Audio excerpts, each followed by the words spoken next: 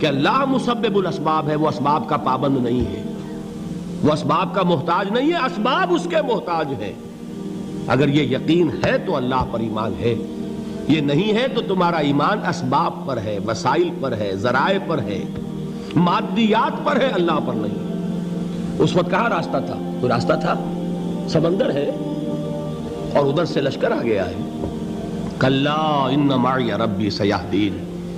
اب دیکھیے ایمان کہہ دینا آسان ہے، ہوا معکم اینما کنتم، جہاں کہیں بھی تم ہوتے ہو اللہ تمہارے ساتھ ہوتا ہے، لیکن اس کا یقین قائم ہو جائے تو زمین و آسمان کا فرق واقع ہو جائے۔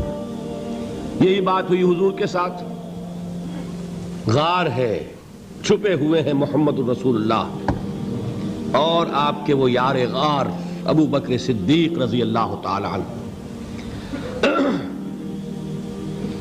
اقبال نے حضرت ابو بکر کی شان میں چند اشعار کہے صرف، لیکن واقعہ یہ ہے کہ بھاری بھاری نظموں پر اور قصیدوں پر بھاری ہے، طویل ترین نظمیں اور قصیدے ہوں ان پر بھاری ہے۔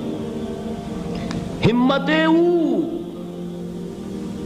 ابو بکر کی ہمت جو ہے، کشت ملت را جو ابر، جیسے بارش سے کھیتی اپجتی ہے، ابو بکر کی ہمت اور عزیمت اس امت کو اسی طرح سینچنے والی ہے۔ ثانیے اسلام و غار و بدر و قبر، وہ دوسرے تھے اسلام میں، دوسرے پہلے کون تھے؟ انا اول المومنین، حضور فرماتے ہیں سب سے پہلا ایمان لانے والا میں، دوسرے ابو بکر۔ ویسے ہمارے ہاں یہ چلتا ہے اختلاف، حضرت علی پہلے ہیں کہ حضرت ابو بکر پہلے ہیں، لیکن اس میں بڑی خوبصورت تطبیق قائم کی ہے علماء نے اور بہت صحیح ہے۔ چار کے بارے میں فیصلہ ہی مت کرو کہ کون پہلے ہے، ان کی ایک عجیب تقسیم کر دی ہے۔ آزاد مردوں میں، بالغ مردوں میں سب سے پہلے ابو بکر، بچوں میں سب سے پہلے علی، خواتین میں سب سے پہلے خدیجہ، اور غلاموں میں سب سے پہلے زید ابن حارثہ۔ بڑی پیاری تقسیم ہے، یہ چاروں ہی پہلے ہیں، ہر ایک کے لیے اولیت ہے۔ اور واقعہ یہ ہے کہ اگر زمانی اعتبار سے تعین ہوگا تو پہلے خدیجۃ الکبریٰ آئیں گی رضی اللہ تعالی عنہ، کسی اور سے بات کرنے کی نوبت بعد میں آ سکتی ہے، پہلے تو اہلیہ محترمہ سے بات ہوئی، آتے ہی پہلی وحی ہوئی ہے، ابھی تبلیغ کا حکم نہیں تھا۔ کس کو بتایا واقعہ؟ ابھی اپنی نبوت کی تبلیغ کا تو حکم ہی نہیں آیا۔ واقعہ کس کا ہے؟ وہ خدیجہ کا ہے۔ جب کہا ہے کہ خشیت علی نفسی، مجھے اپنی جان کا اندیشہ ہے، تو کیا جواب دیا خدیجہ نے رضی اللہ تعالی عنہا؟ وہ صدیقۃ الکبریٰ ہے۔ صدیقات جو ہیں خواتین، ان میں چوٹی پر خدیجۃ الکبریٰ ہے رضی اللہ تعالی عنہا، اور صدیق جو مرد ہیں ان میں صدیق اکبر ہے ابو بکر صدیق رضی اللہ تعالی عنہ، لیکن صدیقات میں چوٹی پر۔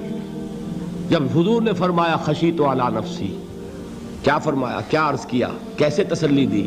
نہیں نہیں، اللہ آپ کو ضائع نہیں کرے گا، آپ غریبوں کے ہمدرد ہیں، آپ مساکین کے تکالیف رفع کرنے والے ہیں، آپ بیواؤں کی سرپرستی کرتے ہیں، آپ مسافروں کی خدمت کرتے ہیں، اللہ آپ کو ضائع نہیں کرے گا۔ یہ یقین ہے اس خاتون کے اندر۔ خیر وہ ایک علیحدہ بات ہو جائے گی۔ میرے دل پر حضرت خدیجہ رضی اللہ تعالیٰ عنہ کی شخصیت کا بڑا گہرا نقش ہے، جو وہ کوئی اور ہی وقت اور موقع ہوا تو بیان ہوگا۔ بہرحال اقبال نے ایک مصرے میں جو چار اولیتیں جمع کر دی ہیں، ہمتیں کشت امت را چو ابر، ثانی اسلام و غار و بدر و قبر۔ اسلام میں حضور کے بعد پہلے کون؟ ابو بکر۔ غار میں حضور کے ساتھ کون؟ ابو بکر۔ بدر کی رات اللہ کا رسول سر بسجود، وہ جھاڑ، وہ گھاس پھوس کی جو جھوپڑی بنائی گئی تھی، اور وہاں تلوار ننگی لے کر پہرا دینے والا کون؟ ابو بکر۔ اور اس حجرہ عائشہ میں محمد کے بعد سب سے پہلے دفن ہونے والا کون؟ ابو بکر رضی اللہ تعالی عنہ صلی اللہ علیہ وسلم۔ وہ جو معاملہ میں سنا رہا تھا غار ثور کا، حضرت ابو بکر بھی حضور کے خیال سے لرز گئے ہیں. آپ کو یاد ہوگا کہ جا کر پہلے تمام جتنے سوراخ تھے انہیں بند کیا ہے. ایک سوراخ رہ گیا تھا جس کو بند کرنے کے لیے کوئی کپڑا نہیں تھا. وہاں اپنی ایڑی رکھی ہے. تب کہا ہے حضور سے تشریف لائیے, اور اپنے زانو پر حضور کو لٹایا ہے. اور وہاں کسی موذی جانور نے کاٹا ہے. حضور کی آنکھ لگ گئی تھی. اس وقت اس بل کے اندر جو بھی بچھو ہے کیا ہے واللہ عالم, اس نے کاٹا ہے. اس کی تکلیف کی وجہ سے ابو بکر کی آنکھوں سے آنسو ٹپک گئے. حضور کے چہرے مبارک پر پڑے ہیں تو حضور جاگے ہیں, معاملہ کیا ہے. ایڑی نہیں ہٹائی وہاں سے, مبادا وہ جانور وہاں سے نکل کر محمد الرسول اللہ کو کوئی گزن پہنچا دے. ابو بکر کی ایڑی ہے, جس طرح چاہے کھا لے, ختم کر دے, جان نکل جائے تب کوئی آنچ آئے, محمد پر تو آئے, لیکن جیتے جی نہیں. وہ ہے ابو بکر. حضور کے خیال سے اس وقت حضور نے پھر اپنا لعاب دہن لگایا ہے, اور اس سے پھر آپ کی تکلیف ختم ہوئی. جیسے خیبر میں حضرت علی کی آنکھ دکھ رہی تھی, اس کو جو شفا حاصل ہوئی ہے وہ بھی حضور کے لعاب دہن سے ہوئی. تو بہرحال اس وقت انہوں نے کہا ہے کہ اے نبی یا رسول اللہ, اگر اس وقت ان میں سے کسی نے غیر ارادی طور پر بھی اپنے قدموں کی طرف جھانک لیا تو پکڑے جائیں گے. کیا جواب تھا اللہ کے رسول کا؟ لا تحزن ان اللہ معنا. اللہ ہمارے ساتھ ہے, کیوں گھبراتے ہو ابو بکر. یہ ہے ایمان باللہ, میرا مالک اللہ, میرا رازق اللہ, میرا محافظ اللہ, میرا مددگار اللہ, میرا پشت پناہ اللہ, میرا دوست اللہ. یہ دوستی ہے اللہ کی جو لب لباب ہے, حاصل ہے ایمان کا. اسی کا نام ولایت ہے. اولیاء اللہ کے سروں پر سینگ نہیں ہوتے. جس کے دل میں ایمان راسخ ہو چکا ہو وہی اللہ کا ولی ہے. جسے اللہ پر یقین ہو چکا ہے وہی اللہ کا ولی ہے. جسے یقین ہے اللہ میرے ساتھ ہے, میرا مددگار, میرا پشت پناہ, میرا ساتھی, میرا دوست, میرا محبوب, میرا محب. اللہ اہل ایمان سے محبت کرتا ہے. واللہ یحب الصادقین. ان اللہ یحب الذین یقاتلون فی سبیلہ صفا کانہم بنیان مرصوص. اللہ محبت کرنے والا, اہل ایمان محبوب, اور اہل ایمان محبت کرنے والے اللہ محبوب. والذین آمنوا اشد حبا للہ. آپ تصور کیجئے جسے یہ رشتہ ایمان یا رشتہ ولایت حاصل ہو جائے, الا ان اولیاء اللہ لا خوف علیہم ولا هم یحزنون. آگاہ ہو جاؤ, اللہ کے دوستوں کے لیے نہ کوئی خوف ہے نہ کوئی حزن ہے. اور میں بیان کر چکا تھا, خوف اور حزن کے خاتمے ہی کا نام امن ہے. زوال خوف, زوال حزن. یہ خوف اور حزن کیوں آتے ہیں بار بار؟ اللہ تخافوا ولا تحزنوا, دونوں آ گئے. الا ان اولیاء اللہ لا خوف علیہم ولا هم یحزنون, پھر وہی دو. وہ کیوں ہے؟ خوف ہوتا ہے کسی مستقبل کی بات کا, یہ نہ ہو جائے, وہ نہ ہو جائے, یہ نقصان نہ پہنچ جائے, یہ تکلیف نہ ہو, یہ غضب نہ آ جائے. خوف ہے مستقبل سے. حزن ہے یہ کیوں ہوا, یہ نہیں ہونا چاہیے تھا, یہ میرا فلاں چیز میرے ہاتھ سے جاتی رہی ہے, فلاں موقع نکل گیا, اب بیٹھے ہوئے ہیں اندر ہی اندر کڑ رہے ہیں, صدمہ ہے اور رنج ہے. اور جو اللہ پر ایمان رکھتا ہے وہ جانتا ہے ما اصاب من مصیبت فی الارض ولا فی انفسکم الا فی کتاب من قبل ان نبرأها ان ذلک علی اللہ یسیر لکی لا تعصوا علی ما فاتکم ولا تفرحوا بما آتاکم واللہ لا يحب كل مختال فخور.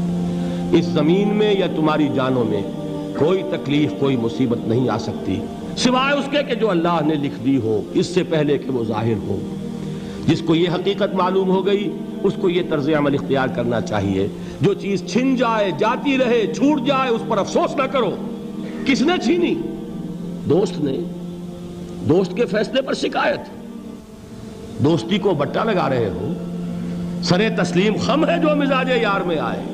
اگر دوستی ہے تو پھر تو تمہیں گردن جھکانی چاہیے کہ ہر چہ ساقی ماریخت عین الطافست, جو بھی میرا ساقی میرے پیالے میں ڈال دے اس کا کرم ہے. جو اس کی طرف سے آئے اس پر کوئی رنج نہیں, کوئی صدمہ نہیں, کوئی غم نہیں, کوئی شکایت نہیں, کوئی شکوہ نہیں.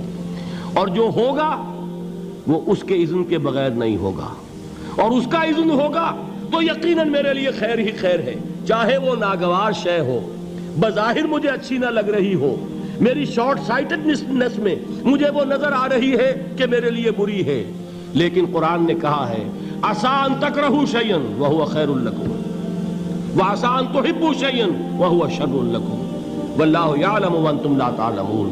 ہو سکتا ہے تم کسی چیز کو ناپسند کرو، درحال ہے کہ اسی میں تمہارا خیر ہو، اور ہو سکتا ہے تم کسی چیز کو پسند کرو، درحال ہے کہ اس میں تمہارا شر ہو۔ اللہ جانتا ہے، تم نہیں جانتے۔ جب مجھے یہ بات معلوم ہو گئی، میں نے اپنا معاملہ اللہ کے حوالے کیا۔ سپردم بے تو مایا خیش را تو دانی حساب کم و بیش را، اے رب جو تو چاہتا ہے وہ ہو، تیرے علم میں جو شے میرے لیے خیر ہے وہ ہو جائے، میری کوئی پسند نہیں، میری کوئی چاہت نہیں، یہ ہے راضی برضائے رب۔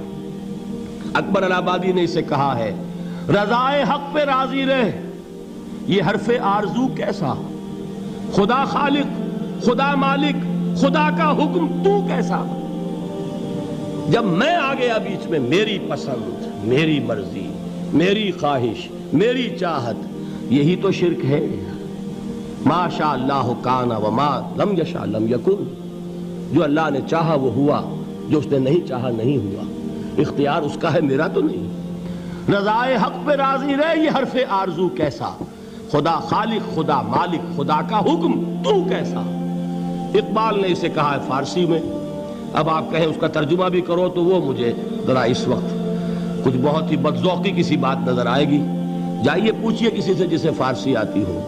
برو کشید ز پیچا کے ہست و بود مرا، چے اقدہا کے مقام رضا کشود مرا۔ مجھے تو تمام پیچ و خم سے نکال دیا اس مقام رضا نے، میں راضی برضائے رب ہوں، جو فیصلہ اس کا میں اس پر راضی۔ تو کہاں کا حزن اور کس کا خوف، یہی زوال حزن اور زوال خوف، یہی ہے امن، یہ نتیجہ ہے ایمان کا۔